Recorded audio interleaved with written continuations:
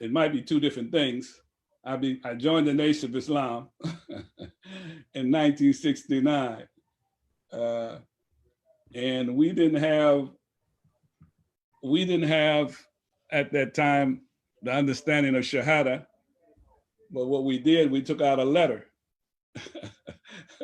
There was a letter you had to sign, saying that you wanted to join onto your own and that you wanted to be yourself, that had some other parts to it.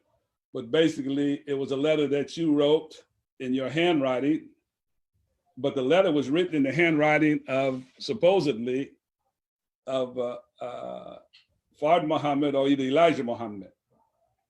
It may have been Elijah Muhammad. And you had to copy the letter exactly like the letter is written. It was in cursive, wasn't in cursive. So how it worked, you would go to the meeting. At that time, the temple was temple number 26B. Well, let me start all over again. Bismillahirrahmanirrahim. This is a story that requires Bismillah. That's all stories require Bismillah, but this one really requires Bismillah. So my first contact with Islam was through the teachings of the Honorable Elijah Muhammad, which was under the banner of the Nation of Islam, NOI. And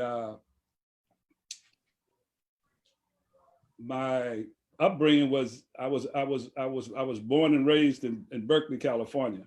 What part of Berkeley? South Berkeley. I was South Berkeley. What street was you on, Sheikh? Well, my father and my mother, they came out here in 1947. As most blacks who came out here came out because of the service. My father was in the Navy. And so they moved out here. I'm not exactly sure why, because we didn't have any relatives except for one auntie. He had one auntie out here. All our other relatives were in Florida. And I didn't know about my other relatives who were in South Carolina. So they moved out here and we lived in a place called Carnesis Village, which was like a government housing that was located by the racetrack. In fact, yeah, you know, that's UC housing, I think. Yeah, right, exactly. At that time, they were just projects. Just like other blacks were raised in Seaport, others came out in Harbor Homes. All these were government-sponsored kind of housing that blacks lived in. That's what most blacks, if they go back to the 40s, that's where they're going to tell you they were raised at before they went into these other neighborhoods. And so from there, we moved to South Berkeley. That was in West Berkeley. We moved to South Berkeley. My father was and mother, they had some issues, some family issues. And my father died when I was 5 years old. At this time, we would move to South Berkeley. And my mother had 5 children, no husband. So this good Christian lady, like Miss Sibley, she took us in. And we stayed at her house at 1604 Woolsey Street. Oh man, I grew up on King and Fairview. Woolsey was the next street over. Around over, right. But Woolsey and what? What was the cross street? California on one end and King on the other, or Sacramento? King on the other end. Oh man, we homeboys. You be saying it all the time. No, I be saying I'm from Berkeley, and then but I never knew you was from like. Yeah, no, I lived there. We lived at, before we got to Miss Sibley, we lived in an apartment at 1530 Prince Street, below the Matthews. We lived in another apartment that was on the corner of California and Prince. They tore that building down. And then we moved to Miss Sibley. I'm not, I was very young at that time, so I don't remember all the details, but I know we lived in Miss Sibley for about, so that was my father died in 1955. My mother was pregnant. He died. And so her 5th child came while we were living in Mississippi, my youngest brother. So we stayed from 1955 to about the early 1960s, 1961 to 62 in Mississippi. Then my mother hustled enough money to buy a house around the corner. What street was that? That was on Prince Street, 1626. We moved Oh, back around to 1626 Prince Street, which yeah. was close to the Lincoln School. Yeah, no, Lincoln School. So you went there when it was Lincoln. It was Lincoln. Now it's Malcolm Went there X. when it That's was a whole Malcolm other X. story. White Yeah. folks, they moved into the neighborhood and they changed the name. They changed the name, I believe. No. So when they changed it to Malcolm X, it was still a black. That side was like when I was coming up, it was all black people, and Yeah. they had changed the name to Malcolm X. Right. I So thought, you know they had like a black mayor, 2 black mayors in a row in Berkeley. They they always had a consciousness in Berkeley because it was a university town, and the liberal idea was there. It was always something going on that had to do with politics, and they had the image that they were more progressive. Put it that way. You grew up. So you grew up in Berkeley. You went to Berkeley High also? I went to Lincoln School. Then I walked to Willard School, which is up on Telegraph and past Oregon somewhere right there. And then I went to Berkeley High. And then when I graduated Berkeley High, I went to UC Berkeley. So all my educational experiences were in those places. I played basketball right there on the corner of at Grove Street Park. That's where I got my reputation. That's the first place I ever dunked a basketball was Grove Street Park. Oh yeah, well, but it was on that little rim though. You know they had the little rim. I was going to tell you also that the rims were also bent there a little bit too. So so when I was going there, they had the rims wasn't bent, but they had that low one. So that's when I first got my first taste of dunking. Okay. I was above the rim, but the rim was only 7 feet high though. So you ended up, you joined the nation when you was at UC Berkeley? So I went to Berkeley, I graduated from Berkeley High, went to UC Berkeley. I was playing ball, and also they started a program for underrepresented communities called Upward Bound. So I was, because I was playing ball, they moved me into the dormitory. So I left home, I was 18, and moved up on the UC Berkeley campus dormitory. I never went back home again after that, because my first year I stayed in the dormitory, and they wanted me, the next year I got hurt, and they wanted me to recruit athletes. Because at that time, they didn't have real African-American down home from the ghetto type ball players in none of the sports at Cal.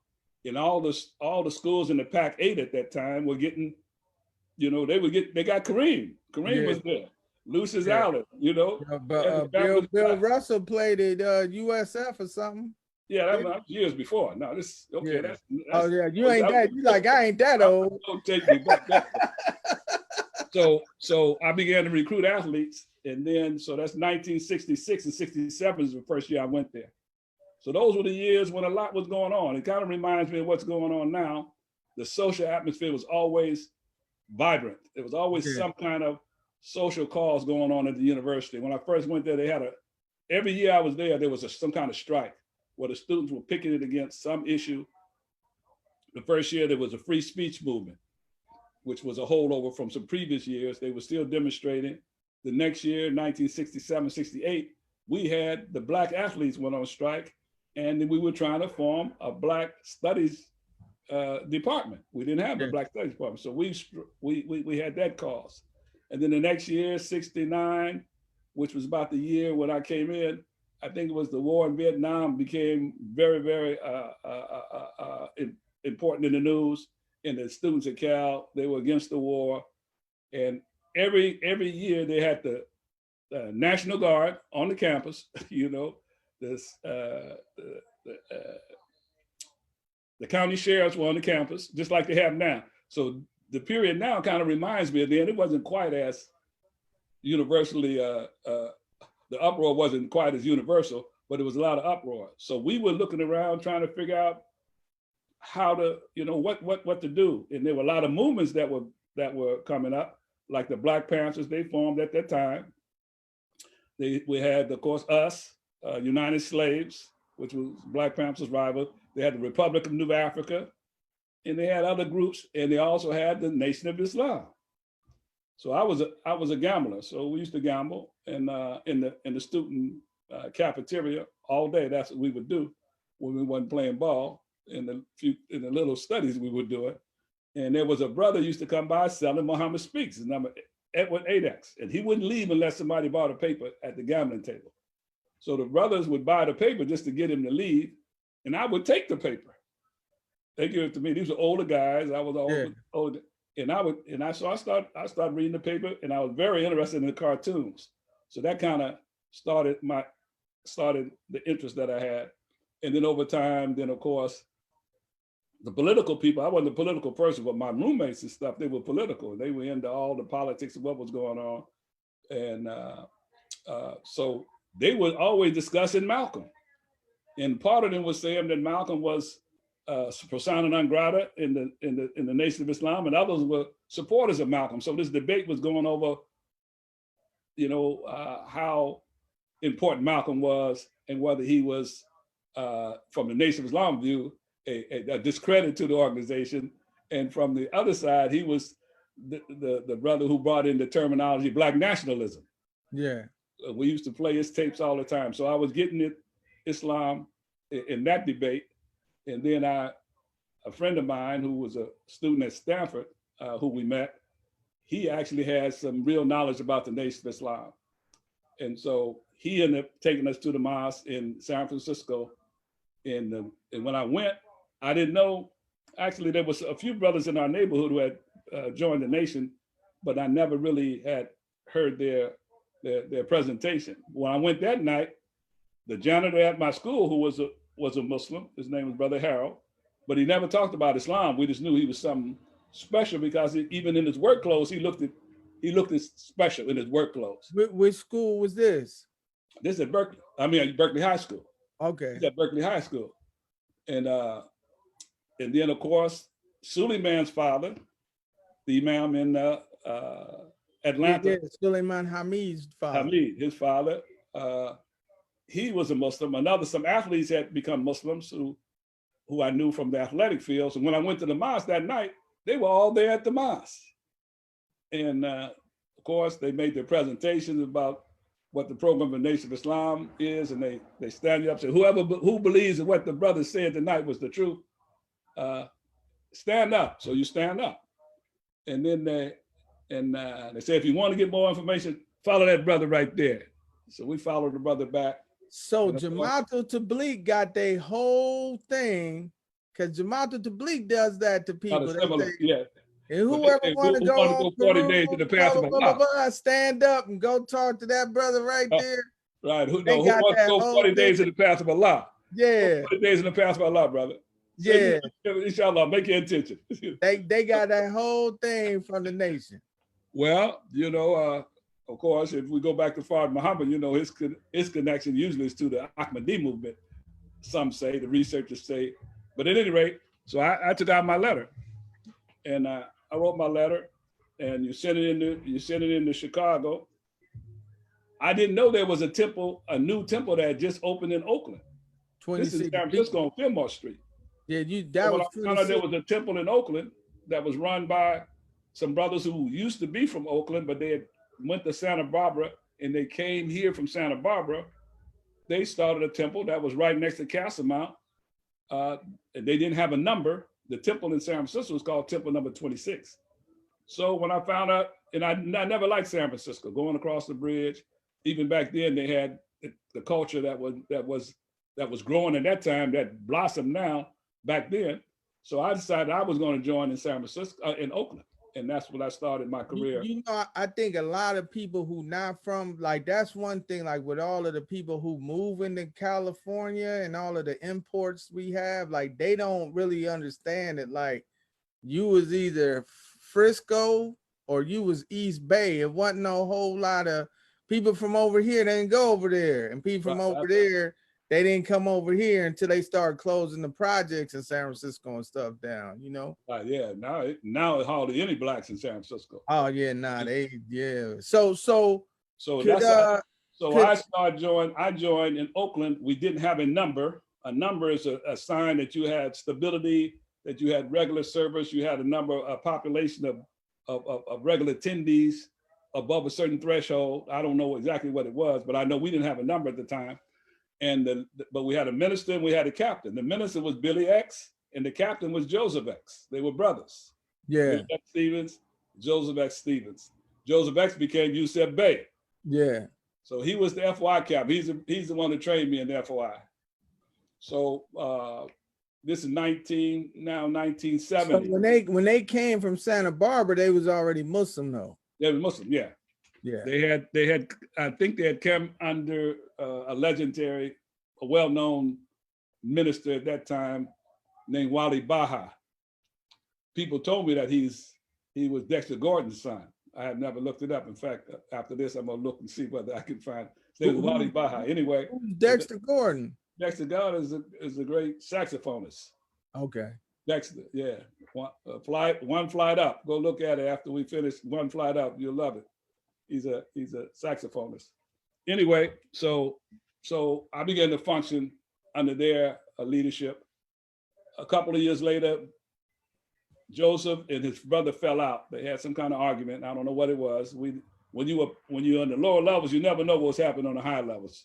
It was like Samir Nawatana, but it was what they were talking about. Don't ask no questions. Like here in the Bay. Right. You just follow orders. They had that science going there.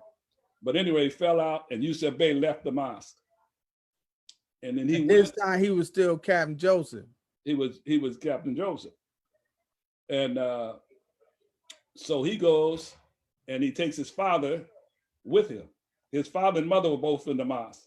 So his mother stayed with the older brother, Billy, and his father stayed with Yusef. Yusef was a little bit younger and so his name was Theron. He knew how to cook. He was a baker. Yusef wasn't a baker. Oh, get out of here. Yusef's strength was training men. Yeah. He was one of those persons that we find among men who knows how to motivate men and train men. He was great at that. He had a lot of other deficiencies, but at that he was great.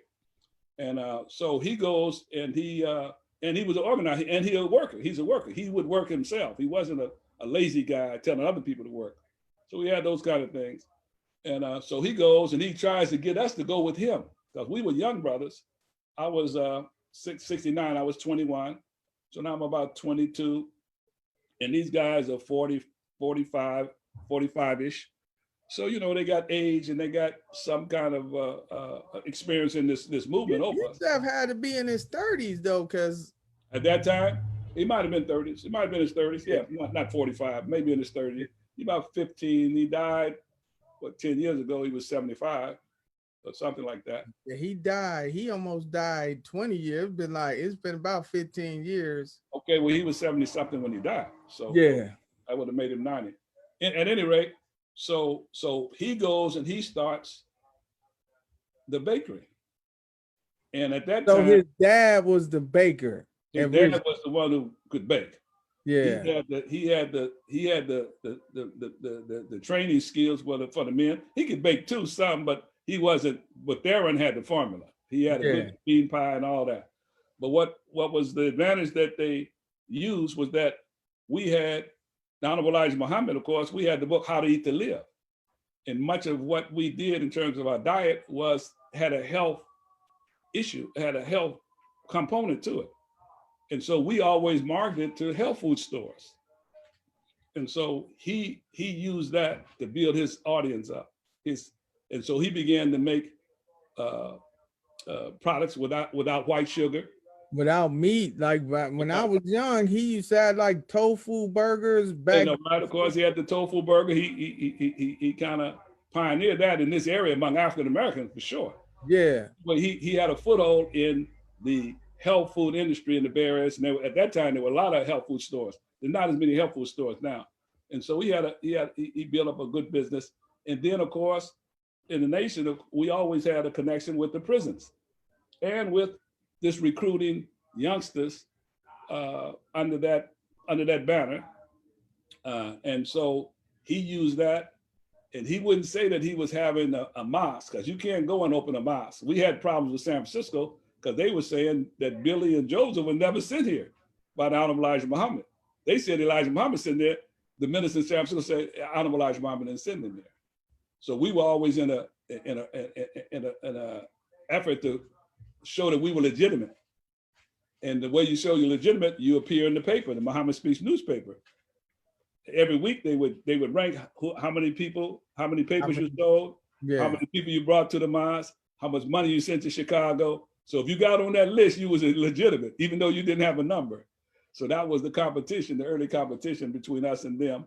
And eventually, of course, we started getting on the list in over, I think in 1973, we got a number. And so we became, but when we got a number, the temple in San Francisco was 26. The Honorable Elijah Muhammad gave us the number 26B to us, which kind of meant to outsiders that we were under them, but we weren't. We were a separate leadership. In fact, we were having big problems, almost physical problems with each other.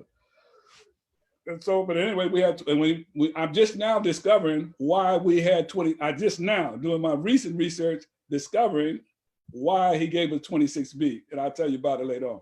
Anyway. Man, don't leave us in suspense, Sheikh. Okay, I'll say it because I'll forget.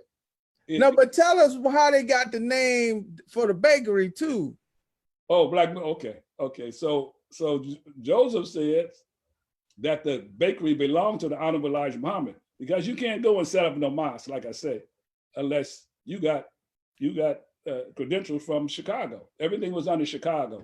It was a top-down organization. And so when he came out and he was getting some flack, in fact, he got shot within a few months after he started, because it was said that he was having meetings, temple meetings there. He got shot. I believe he shot himself. I believe it was a setup, and supposedly it hit his arm. And so he had his arm all wrapped up and all that. And he claims he knows who did it from our temple, because in your city, you're supposed to take care of the business in your city. Yeah. So then he would say that the business belonged to the Honorable Elijah Muhammad. He said that was Elijah Muhammad's business, because most of the business at that time were under the temple ownership. If you had a private business, they would try to make you merge your private business under the temple leadership, and you would make you the manager of the business. So it was because they were trying to present this image of we got our business economic development, which was a good. I mean, it was psychology they were using, and so to get around that, since he ain't with the temple, he's saying, "Look, man, this business right here belongs straight to Elijah Muhammad." Because he he had to get a problem. You got a problem with him. Deal with Bill, and he said, and so Billy, so the word got out to us that this was. And they were trying to get us to discipline these brothers for not coming under the right leadership, And so Billy said they were at the Honorable Elijah Muhammad's house, because all the ministers used to go once a month, supposedly Chicago, and they would have table talks to Honorable Elijah Muhammad. That time he was sick. He didn't come out a lot. He only spoke one time a year to the big public audience, but he would meet with the ministers every month, supposedly. They would leave, they'd go somewhere. And so Billy tells us that they at the Honorable Elijah Muhammad's table, and Joseph says, "Dear Holy Apostle," that's what they used to call him, "Dear Holy Apostle, we have a business, we want you to name it." And Billy said, the Honorable Elijah Muhammad looked up and said, "Brother, that's your Black Muslim bakery." And so what's the name? So growing up, your Black Muslim bakery. But Billy's emphasis with that ain't my business. That's your Black Muslim bakery. I don't know. This is politics, we getting it from his. No, but it's funny when I used to be young, he had the TV program you said Bay did. Yes. And he would say Elijah Muhammad named this business himself.